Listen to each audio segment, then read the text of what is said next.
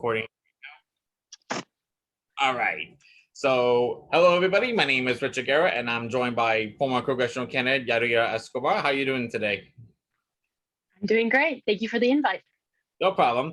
So, anyway, so my name is Richard Guerra. I actually do not live in Miami since at least 2007. I currently live in New York, Long Island, and one of the things I wanted to talk about first things first is the hot topic of Cuba, really. And I want to know a little more about your history about Cuba and why your family left and etc. Right. First thing, how's my audio? Am I doing all right? Because I'm hearing you. Can you hear me? Loud and clear. Perfect. Yeah. Okay. Wonderful. So again, I really think that I could basically, I mean, it's kind of hard to just put a life story into a few seconds, but essentially my dad started a political movement, Grupo Caimán, back in the 80s with young people.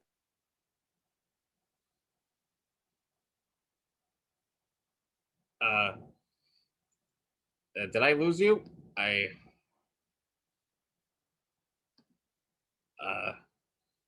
Yadira, can you hear me? I seem to have lost you.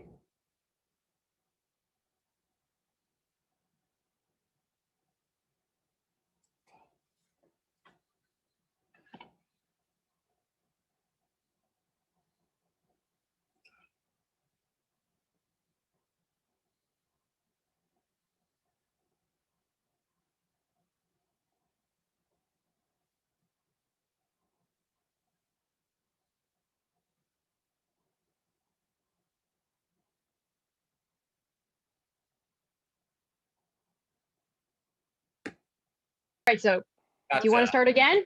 Yeah. Well, we could just start off with you were saying that your father started a political movement in 1980s, correct? In the 80s.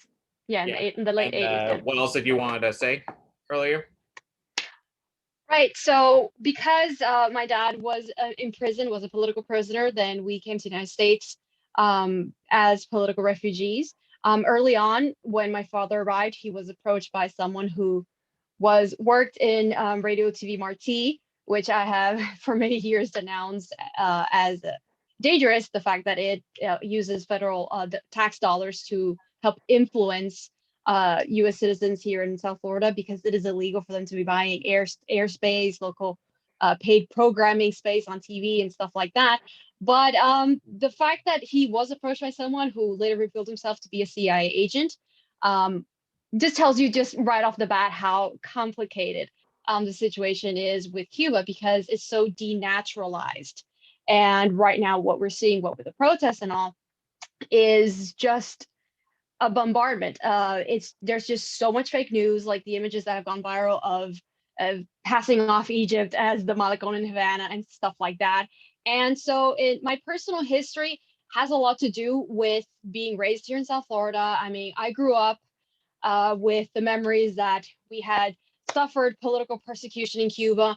But here in South Florida, I was very much exposed to the typical right-wing narrative that you just at first in life you accept it as, well, that sounds like it explains what happened to me with my personal life.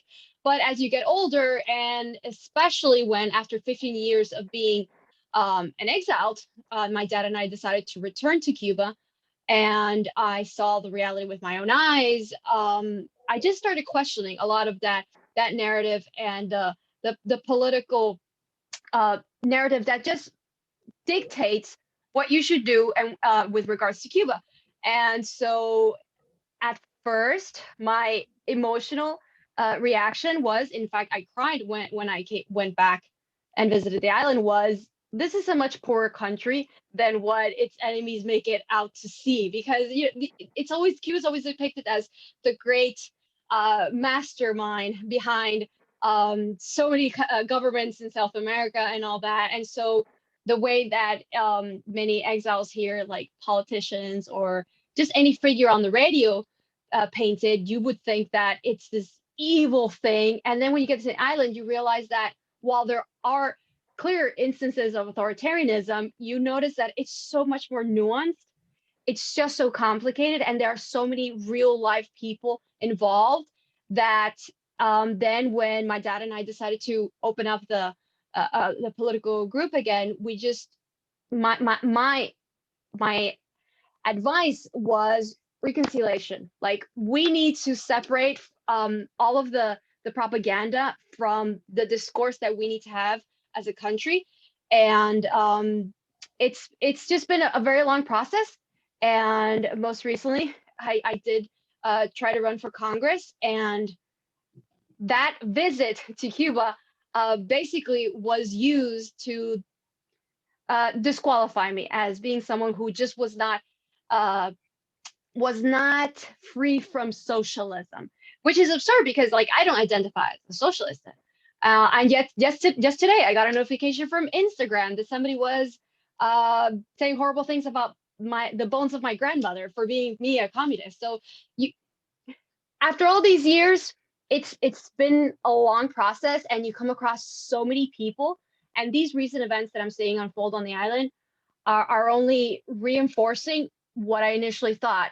And it's that in order for Cubans to really find their own political destiny, there's a lot of baggage they got to get rid of because there are just so many opportunistic politicians right now trying to reap the benefits and declare themselves as leaders and not let that civil society shine on its own. I think I kind of mix a lot of social commentary, political commentary into the question that you asked, which was just my biography, short one. But I'm pretty sure people already get an idea of who I am. Right. Yeah.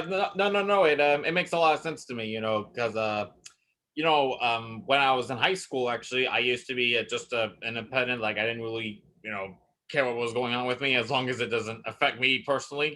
Like, I used to think that I was, like a free man all the time. And then when Bernie came along in 2016, I realized, especially with this policies he's been pushing, like tuition-free public college and Medicare for all, I'm like, Yeah. wait, what? This can actually happen? Like, oh man, it signed me up. Like that was pretty much all he needed to say, really, to me.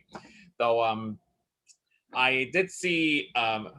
Bear in mind, this was in 2016. I didn't really know too much better at the time. Like, I saw like the media, gaslighting people, including myself, and how he was a supporter of the Castro regime and whatnot. And then I also saw the one in 2017, and I got like a different. I think it was on MSNBC, I believe. I'm not sure, but he basically gave me like a different vibe, actually, than the one from the 1980s, because it seemed like that the video that they showed seemed to take what Bernie said out of context, and I'm like, wow, Yeah. I can't believe, like, I got, like, overreacted for no reason, and Right. I like, understand. yeah, that tends to happen, but yeah. So I'm going to tell you a little bit of my political journey, really, my radical life history. So in 2016, I was convinced that we can, like, do better, but I wasn't like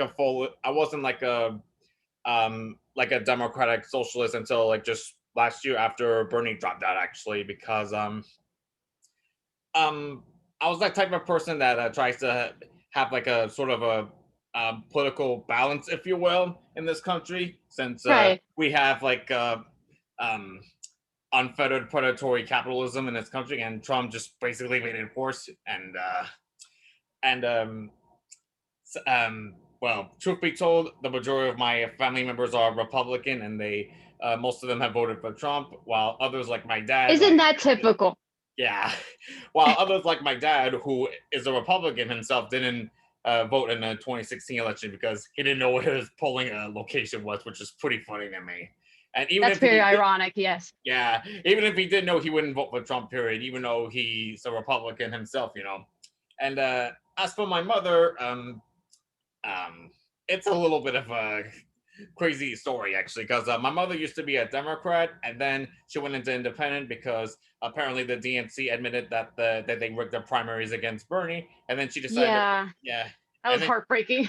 yeah, and then she registered Democrat again to, like, vote for Bernie one more time, and this time she's just staying Democrat for now because she kind of realized that going, like, independent just didn't really do anything, really, like, because you can't vote in the primary, sadly, like Yes. yeah. like I could, at least, um, but yeah, Yeah, that I would, discussion, I find that it opens up the other long-lasting discussion on if you're upset with both parties, do you go with a third party? yeah, That's I like mean, something that we're yeah, never going to solve that one, are we? yeah, I mean, I don't oppose a third party, but unfortunately, unless we have laws that changes, like for example, ranked choice voting, for instance, I don't see a third party getting any victory anytime soon. That's just sadly the reality. But Yeah. yeah, and I was also able to vote for my congressional candidate, who I wish won, but he didn't. His name's Shania Chowdhury. He's from CD5, which is where I'm living at right now, congressional district, against a corrupt warmonger Gregory Mhm. Meeks, and unfortunately he lost due to Gregory Meeks um I use the term electioneering because he was actually handing out flyers at the polls illegally, actually, and like, nobody Huh. done anything about that. It's really crazy. Yeah. But the good news is he's actually gonna run again, but this time he's gonna do a assembly member because the New York Health Act got it it didn't get a vote, sadly, and he wants to run for a assembly member to make sure that he forced a vote, if you know what I mean.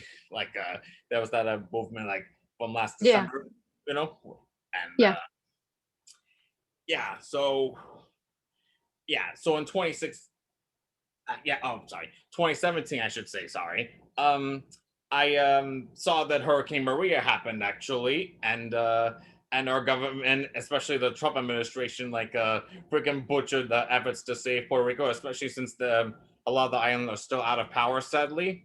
And then in 2018, um, they our government lied to us regarding the death toll about being, was it 69? It ended up being like almost 5,000, which is really crazy. Like, wow, like I can't, yeah, that that really break my heart.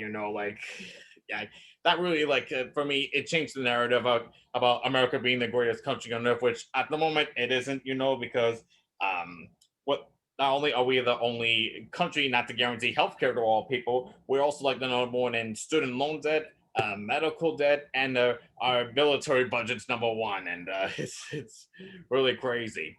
And But then, I find that it's unfortunate how when we have legit concerns and complaints about mismanagement or practices that do not help regular working class folks, I hated how then we're labeled as just people that hate America. Because I always think that, well, if you really hate a project or a country or something, one, you would move out. And no, we're most of us are just living our lives here and really want something better. mhm, But if you really want, if you were to really decide that, okay, I want this project to fail, you wouldn't be trying to fix it. Like when you're exactly. engaged, when you want to fix it, it means that you are living out your life there and you want a better playing field for not just yourself but of the other people.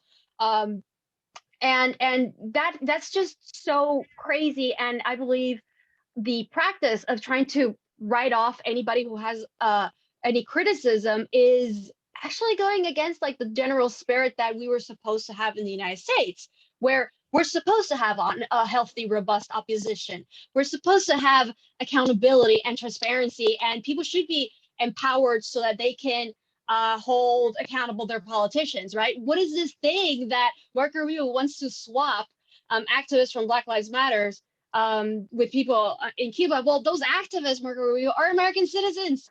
Instead of trying to ship them off and send them somewhere to another country, you should want to try to engage with them and form a table of discussion, try to listen to what their concerns are, and not just ship them off to another country or just censor them while you're at it. And yeah, I think that if we want to fix something, it really just means that you're engaged and you want something better. Like there's no hate in there. There's only love and positive construction, a constructive criticism. That's the word. hmm Yeah, no. Yeah, I definitely agree. That's why I always hate the sentiment that, oh, if you don't like America, why don't you go to live in Cuba and stuff like that? And I'm like, oh my god, are you serious? Like, Like that's like saying like, oh, you know, like this pizza business. Why don't you go over there to like Papa John's or something like that? You know, like you get what It's I like, mean? don't you want my business? Why are you sending me off to the competition? Yeah, Right? exactly. Like Yeah. the customer is always right. It should Mhm. be that the citizen is always right. So why don't you listen to me? And besides, it's just so funny and almost stupid when they also try to ship off people that were born in the United States. And then that's when you realize, hang on, if it's absurd to ship off to want to expel American-born citizens, then it's kind of cruel to want to ship off the immigrants too. Like either way, any condition, whatever your immigrant status is, or even undocumented, you don't just ship off people. You don't just hide under the carpet or expel from your territory people that are telling you your house is on fire. I think you should fix it. Yeah, 100%. And what really like started to for me want to get a lot more involved in politics was honestly in 2018 when AOC won her primary actually back Mm, in 2018, and then Cynthia Nixon also was running for governor, and then I heard I remember seeing her before actually in like other films actually, and she used to be on Sex and the City, which my mother was still a huge fan of, and yeah, she's had like also a lot of policies like Bernard Speak to Me also, especially like abolishing ICE for example, because it's been mm. proven that it's a terrorist organization, like keeping kids in cages, which really disgusted me. And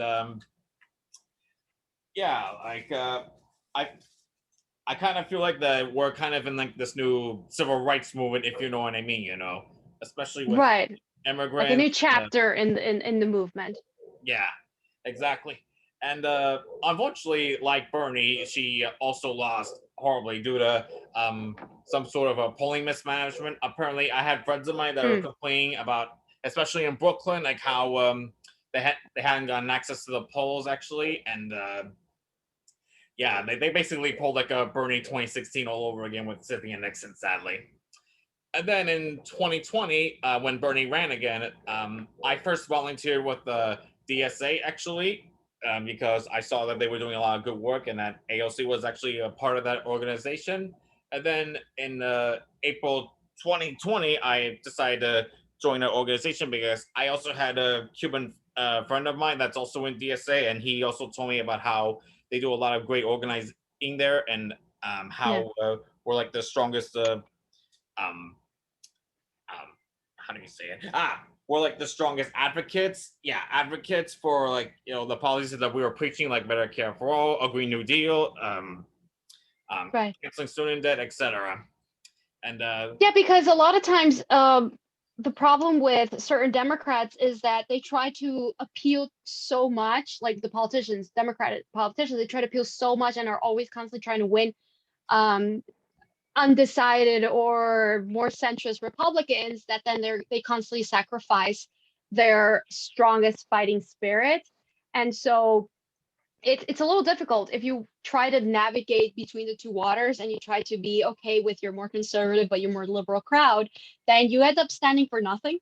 And unfortunately, that is the like our society is on the path to being ever more radicalized, and it doesn't help that you have such like extreme concentrations of capital in little hands. So the it's like we have cause and effect. So if you have that situation, that economic situation where you have in South Florida, like the housing problem that we have, where young couples or anybody who's working on minimum wage are finding it so difficult, if not impossible, to just have a place of their own without having to have, a roommate or just stay at home, live with their parents, and all that kind of stuff. And then that's just a breeding ground. You're creating, if you support policies that end in people losing their quality of life, then that's just a breeding ground then for uh, any ideology that says, look, listen to me, I have a solution for this. Because like even conservatives can realize that in the United States, this is becoming harder and harder to lift yourself up, right? To go up the famous corporate ladder or to work hard and really see the fruits of your labor. because if you tax, for instance, labor but not capital gains and stuff like that, you're punishing people and you're effectively keeping them in their place. So that's why, like, when you compare how people in the 70s or in the 80s with a minimum wage job could have a home and really reach the American dream pretty easily. But nowadays, you slave away, like how millennials are having so many part-time jobs, they're doing so many gigs, and yet they don't really have much to show for it. And then if you hear somebody who grew up in another time, like a baby boomer, will then just say that it's a lazy generation. No, you're just not understanding that the conditions have changed.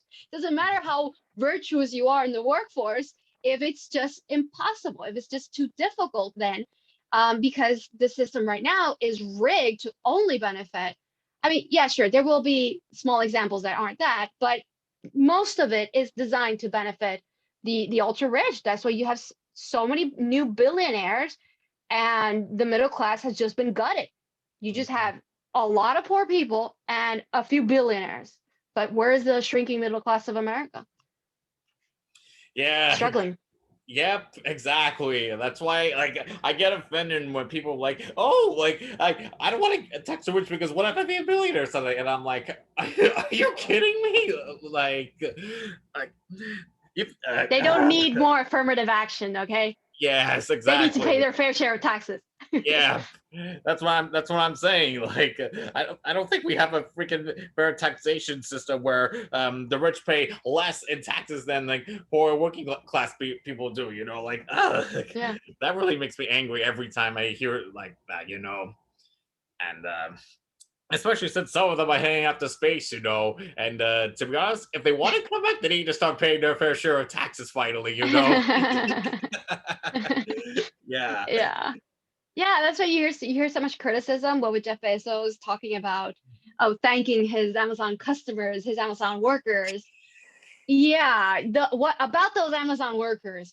About Yeah. that, can we discuss that? It explains why there was that petition. Did you see that petition where like 40,000+ people signed it so that Jeff Bezos would not be allowed to come back to Earth? Yes, I did see that. Yeah, yeah, yeah. I definitely agree with them signing on that. To be honest, because like, what the heck, man? Like, we're trying to have a better society over there, and you're just over there trying to leave the planet and without improving anything. Like, Because like we need more democracy, not to end up like Wally's by and large corporation owning the planet. yes, man. Amazon is so by and large.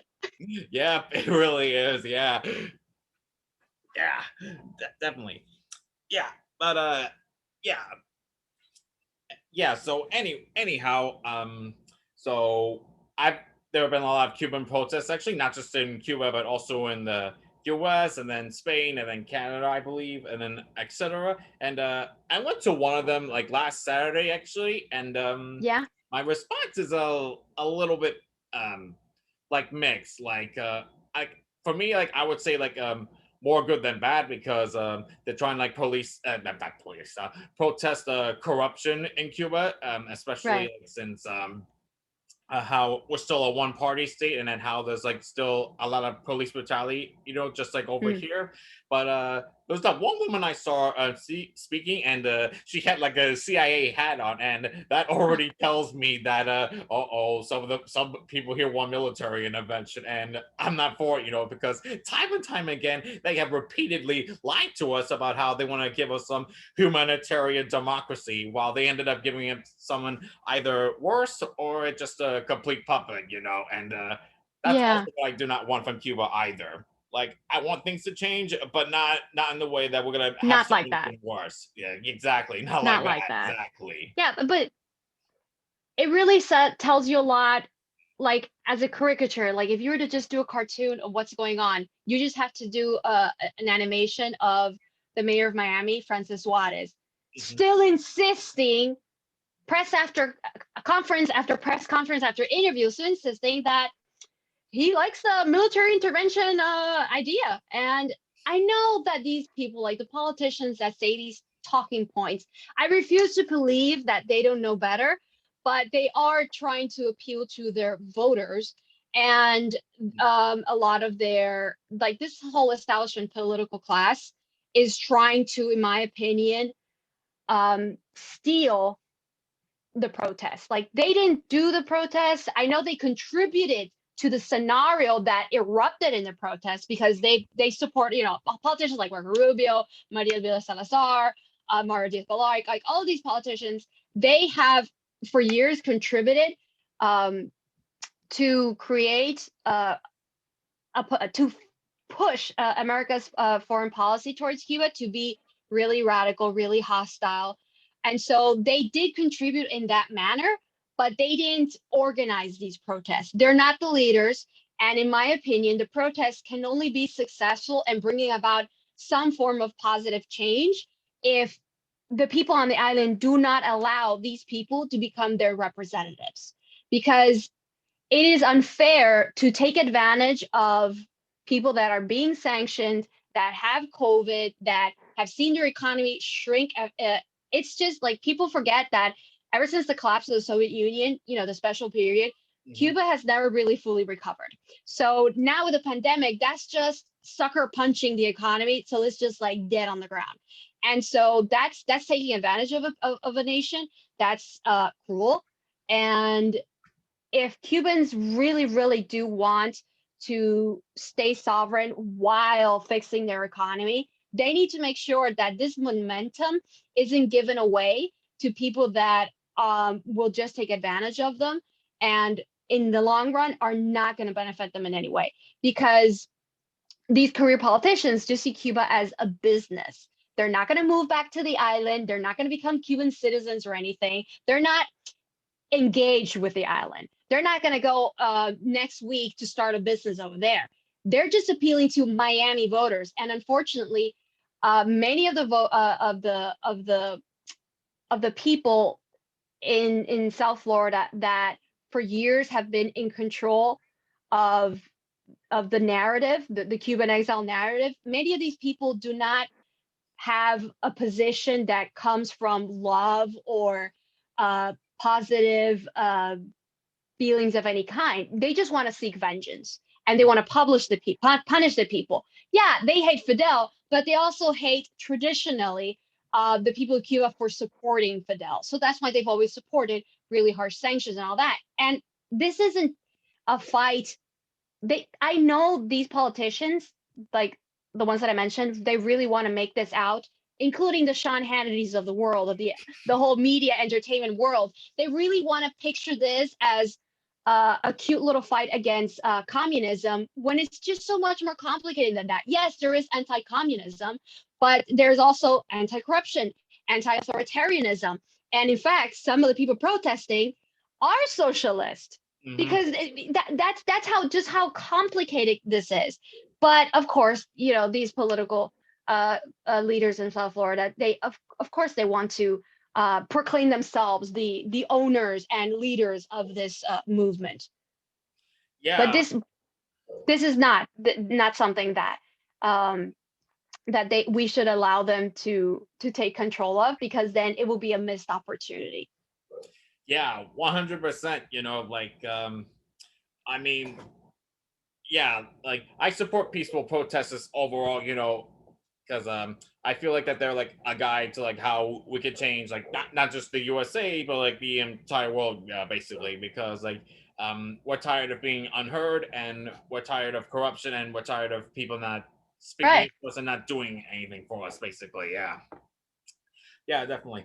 And so I'm going to share a little bit of my family story in Cuba. So I had a great grandfather on my mother's side who used to be a Broadway type of actor, if you will, and he also used to support the revolution against Batista, actually. And then after Castro took over, actually, his the place that he used to work for like got shut down, actually, and he was forced to being put in some sort of a plantation or something like that. I don't know if it's sugar Forced or labor? huh, Was it forced labor?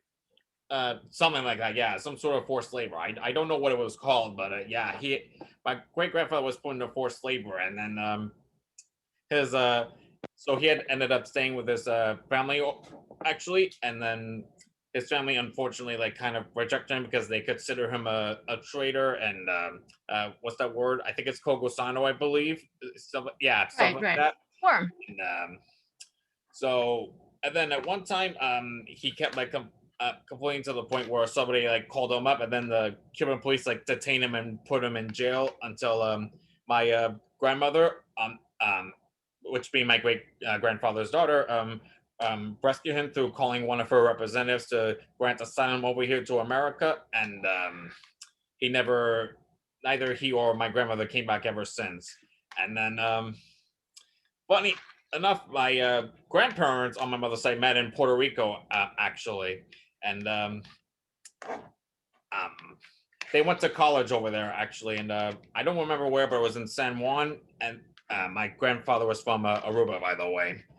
He was just there in Puerto Rico to study, and then they both traveled to New York, Queens specifically, and then that's when they had my mother, actually. And then my father, he was actually born in Cuba, actually. Like he left in the, I think around the 70s. Actually, he was born in '68 with his older brothers that are a lot older than him, and my grandparents also.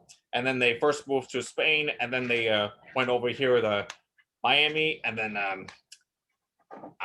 my mother like moved first to Aruba, and then for like a few years, and then she settled over in Miami, and then both of my parents met in FIU, actually, and Mm. that's how I was born over there in Miami, as well as my I don't want to get into too much detail because my family tree is complicated, sadly, but I I had see. It's all over the place.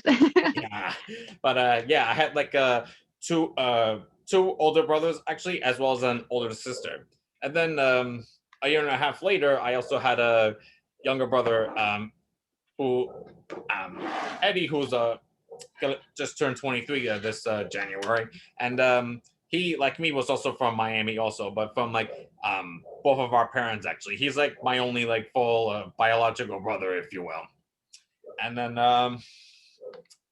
we went to New York because my mother was studying she got a scholarship at Hofstra actually for law school because she wanted to become a lawyer because she used to be a math teacher, but then she felt that she wasn't getting paid enough and she wanted to contribute more to society. So she got accepted to Hofstra, and then she took me and then my other two brothers as well as my dad over to New York, and that's how I ended up here ever since.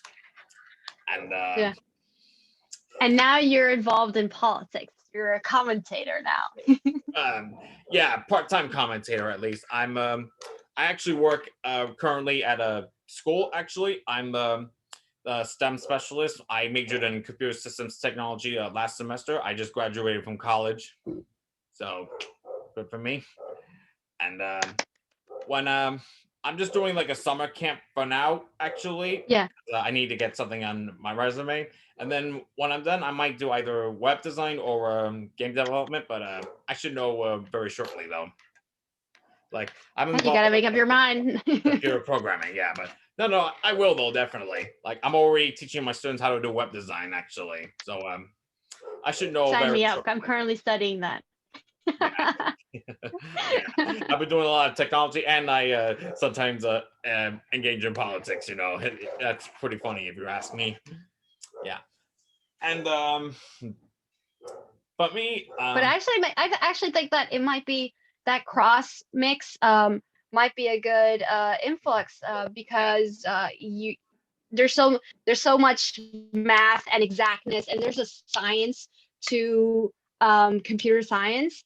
Like if there's a mistake, the mistake's on you, not the machine. But it needs, I think politics needs some more of that because there's so much manipulation with mm, politics and so much rhetoric that is used to manipulate people's minds. So there's a lot of like relativism to politics. And if you were to infuse a little bit of the exactness of a science to obviously you would have, I'm talking about like the person, like somebody's like mm, his character would embed some of that, where if you were to say, well, like for instance the subject now of well, if you have a moral objection to vaccines, please wear a mask. Mhm. Just do your part. No, yes, we can't force you to take a vaccine if you have a moral objection to it, but at least take care of society and avoid crowds and put on your dang mask.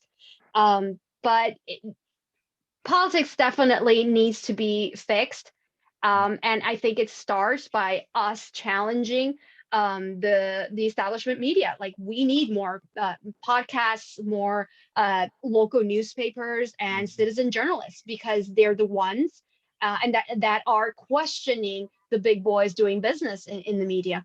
It's like for instance, like the gray zone or status quo, the Mhm. majority report, Jimmy Dore, um, stuff like that. Where you see people that really have nothing to lose because they're not going to lose their job or anything, and they don't want to win a district. They don't need some big shot donor to give them money, and they're just having their platform financed by people, the viewers. The viewers will support them through Patreon and all that stuff. And I think that's the obviously it has a long way to go, because you still see bickering, like the whole Jimmy Dore, Young Turks debate going on right now. So it still obviously has a human problem to it, but the model, I think, is getting better. Yeah, 100%. Like still independent media over corporate media any day. Despite its Yes. imperfections. Like I'm sure, Yeah. like it's yeah, like I'm sure some people might be like grifters or like bad actors, etc. But yeah, like at least with independent media, we're still trying to engage the audience rather than just like have like some sort of reality show, if you know what I mean. Yeah. And Yeah, yeah, and like letting the people decide, because if you decide that that journalist is no longer covering news in an unbiased or natural way, then you no longer subscribe to them. Like, you punish them or you boycott their channel or whatever, and then they will be hurt. But it's a long way to go, because obviously people donating $5 at a time is just pennies, and it's just so weak in comparison to the big money donors, of course. yeah. But it's a good start. Yes. Yeah. And one last thing, real quick. So things I want to see in Cuba, things I don't. So first things first, I want like some sort of a democratic reform, if you will. Like we have like a multiple party system instead of just one. Right. And then obviously, like I want to see a lot less police brutality. I want to see like more protests. You know, decriminalized, if you know what I mean. And then No things that I sham don't want, trials. yes. And things I don't want to see. I definitely do not want to see Cuba being recolonized to America. Like, look at Puerto Rico. We're colonizing that island, and we still don't take care of the people, And as for PR, I think at the very least they should have self determination before they decide if they want to go independent or statehood. If you know what I mean. Right. No, Yeah. I agree with you on those points. Yeah, because it's so easy to just fall into the two camps that we have